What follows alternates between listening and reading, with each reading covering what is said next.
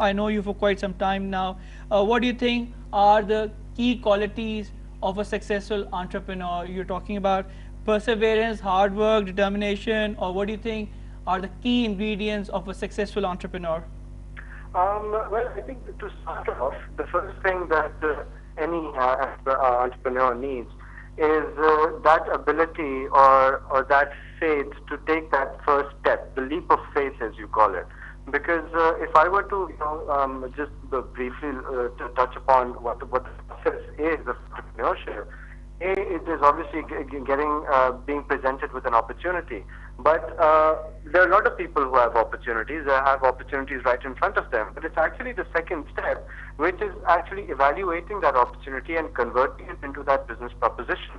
And that, I think, is where you need to have that ability to take a risk and to be able to properly evaluate that opportunity. So I think firstly, to start off, yes, to take that risk, to take that leap of faith, especially when you're working somewhere and then, there's this constant thing that keeps running in your mind that I get a paycheck at the end of the month and all of a sudden that's going to stop. So how am I going to make my ends meet?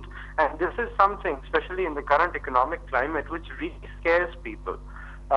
So yes, to start off, that particular thing, that risk-taking ability, and then once you've taken that risk, and there are a lot of people who give it 3 months, 4 months, and then they turn back.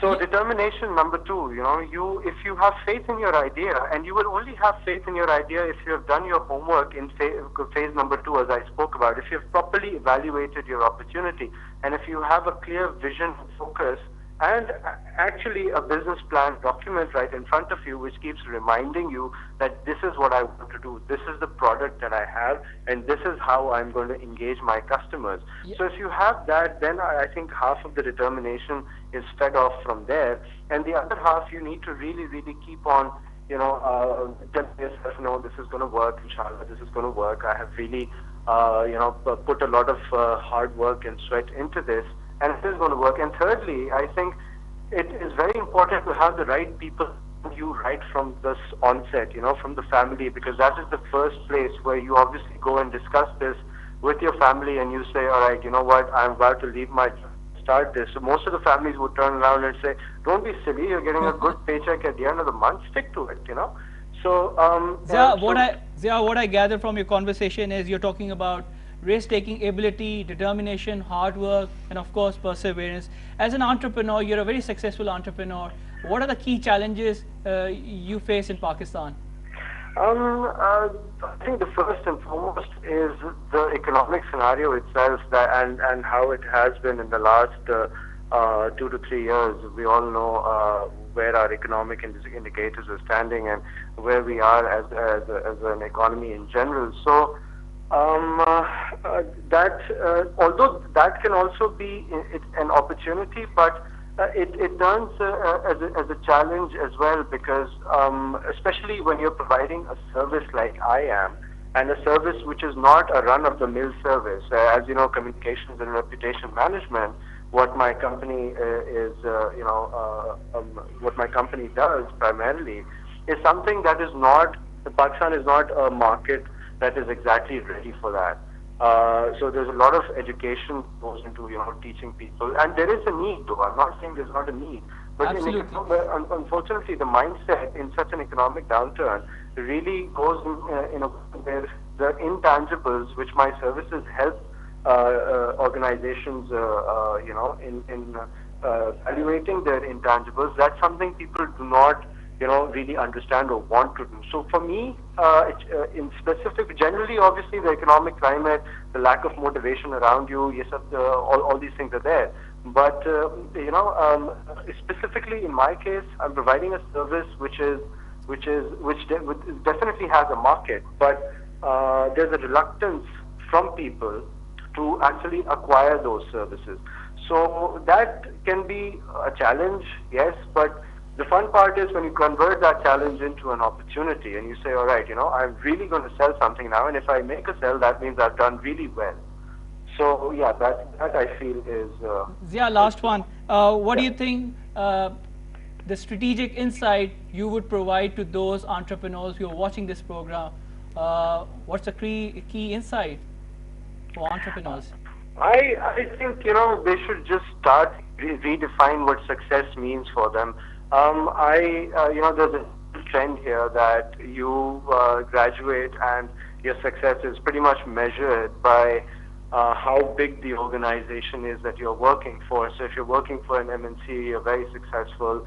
If you're working for a national, nationwide company, you're a little less successful. If you're working for a local company, you're a little less successful. But I think that definition or that defining criteria, I think it's very sad that you graduate 4 years, you put 4 years in a business school, and then you come out and start working for a business, which is, you're taught all those things so that you can do all those things, and instead what you do is you choose to pick up one particular area and start focusing on that. So I think, people need to realize that, all those things that they learn that need to be, so for those people who have the opportunity in front of them, I think they need to, just find the right people, get the right guidance, find the motivation, and they should look around them and also gain motivation from people who are already doing their own work and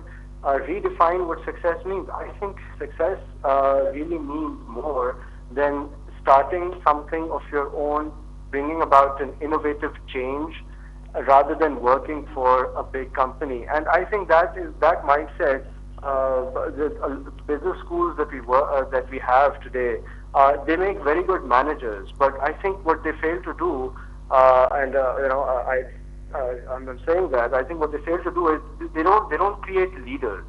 And thank you, Zia. I have to cut you over here. Thank you, Zia. Catch you next time.